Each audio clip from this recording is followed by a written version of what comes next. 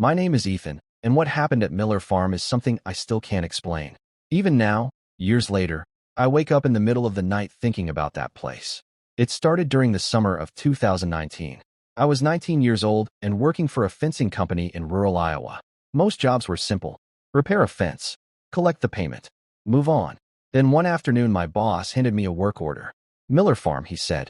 The room instantly became quiet. One of the older workers slowly lowered his coffee mug and stared at me. "Don't stay there after dark." Everyone laughed, but he didn't. I remember that clearly. A few hours later, I arrived at the farm. The place felt wrong the moment I saw it. Endless cornfields stretched in every direction. The farmhouse stood completely alone beneath a gray sky. No neighbors, no traffic, nothing, just silence. An elderly man named Miller greeted me on the porch. His face looked exhausted, like he hadn't slept in weeks. He led me behind the house and showed me the damaged fence. At first I thought a vehicle had crashed through it. Then I looked closer. The wooden posts weren't broken. They had been ripped from the ground, twisted, bent, almost like something incredibly strong had torn them apart with its bare hands. "Something does this every night," Miller whispered. "What kind of animal?" I asked. The old man looked toward the cornfield. His expression changed. Then he quietly said, "It's not an animal." A cold chill crawled down my spine. I spent the entire afternoon repairing the damage. As the sun slowly disappeared behind the fields, Miller approached me with an offer. "Stay the night," he said. "I'll pay you double." I should have left. I should have gotten into my truck and driven away. Instead, I agreed, because at 19 years old, extra money sounded more important than common sense.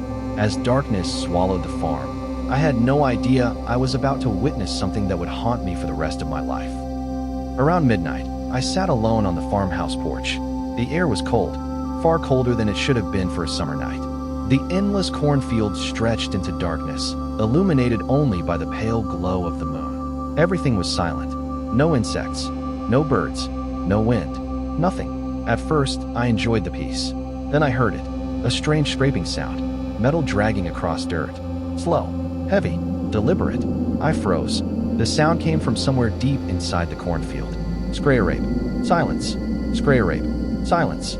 Each time it sounded closer.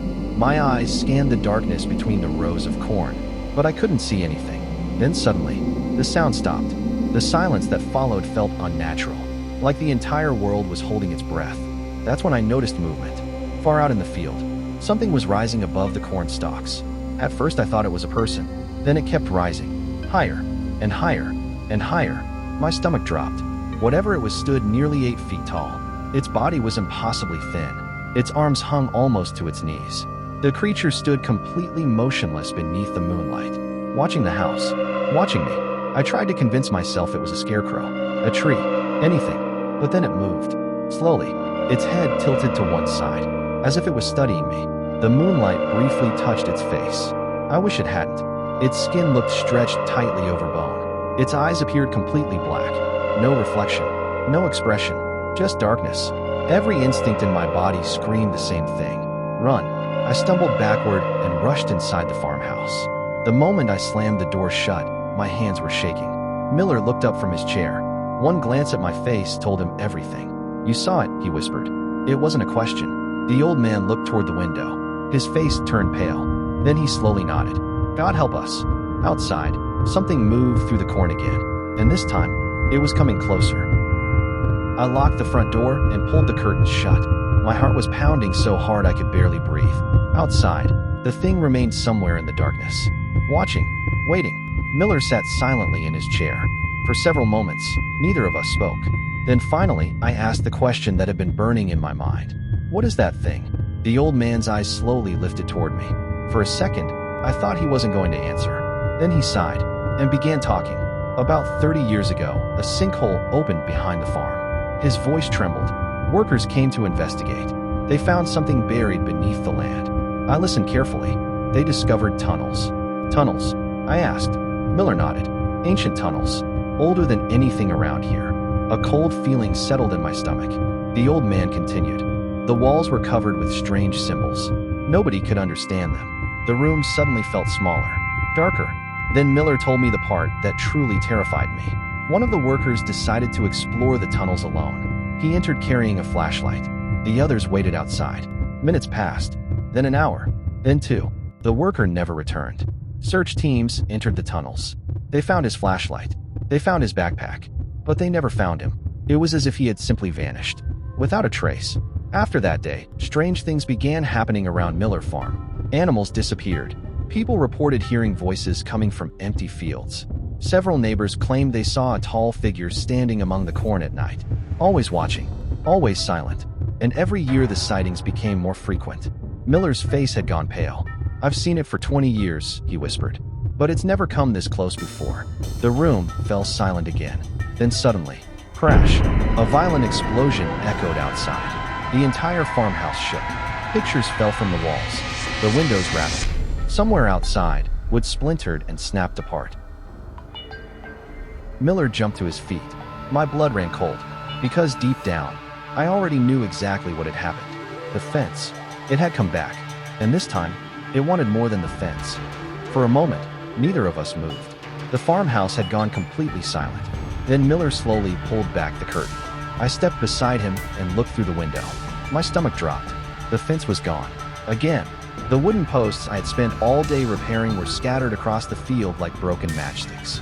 And standing beside them was the thing. The creature seemed even taller now. Moonlight washed over its thin body. Its skin looked gray and stretched tightly over its bones. Its arms hung unnaturally low. Its black eyes stared directly at the farmhouse. Directly at us. Neither of us spoke. Neither of us blinked. Then the creature moved. One slow step. Then another. Then another. It wasn't running. It wasn't rushing. It walked with complete confidence, as if it knew there was nowhere we could escape. The distance between the field and the farmhouse wasn't far, yet every step felt endless. The creature crossed the yard, passed through the fog, and finally reached the porch. I couldn't breathe. The thing stopped directly outside the front door. Silence. A full minute passed. Nothing happened. Then, knock. I nearly jumped out of my skin. The sound echoed through the entire house. 3 slow knocks. Not loud.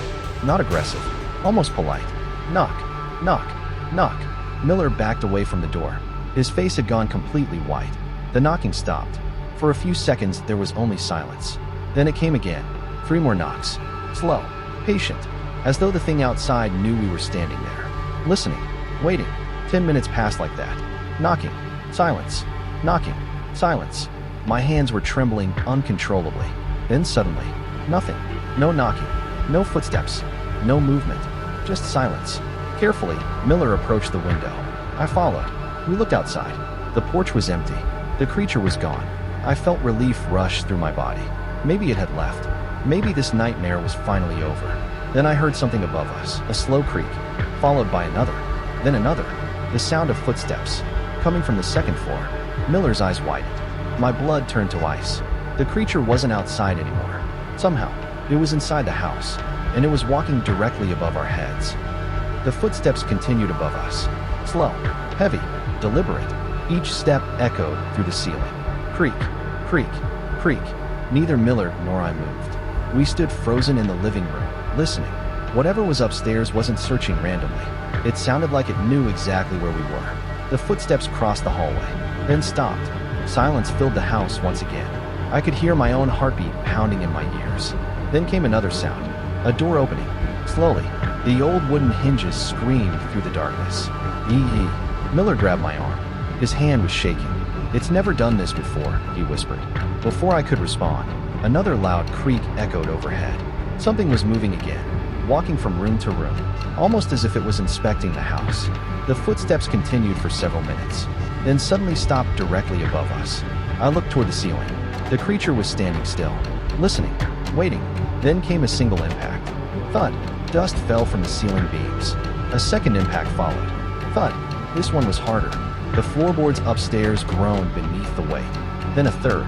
Thud. Something was trying to break through. That was the moment Miller made a decision. "Basement," he whispered. "Now."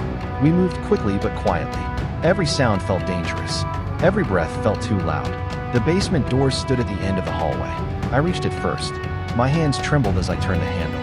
Slowly, carefully, the old door opened. A wave of cold air drifted upward from the darkness below. The basement stairs disappeared into blackness. Behind us, another impact shook the house. Thud. The ceiling cracked. Dust rained down around us. Whatever was upstairs was getting closer. Miller hurried down the stairs. I followed.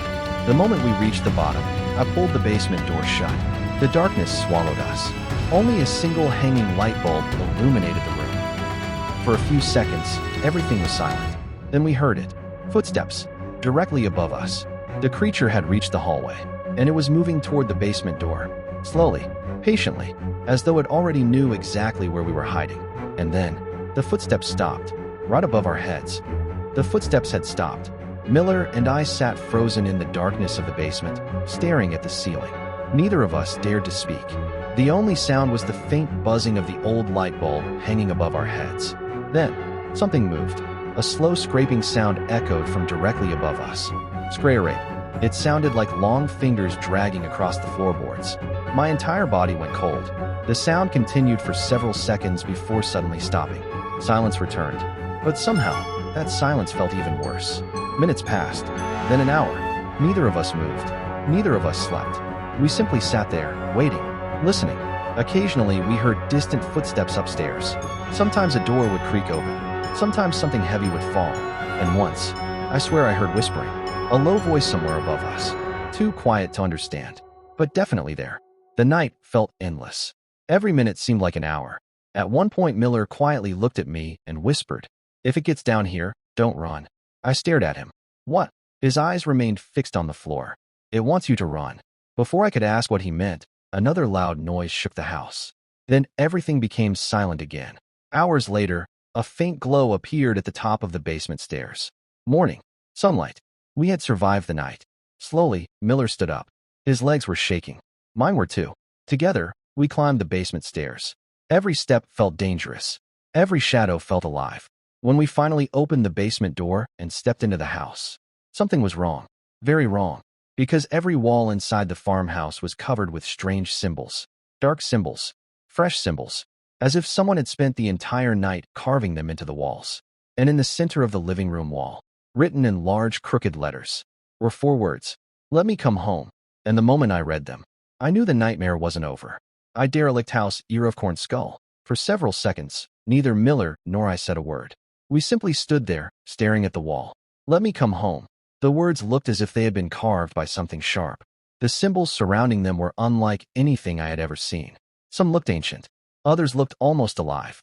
The deeper I stared at them, the more uncomfortable I felt. Miller looked completely broken.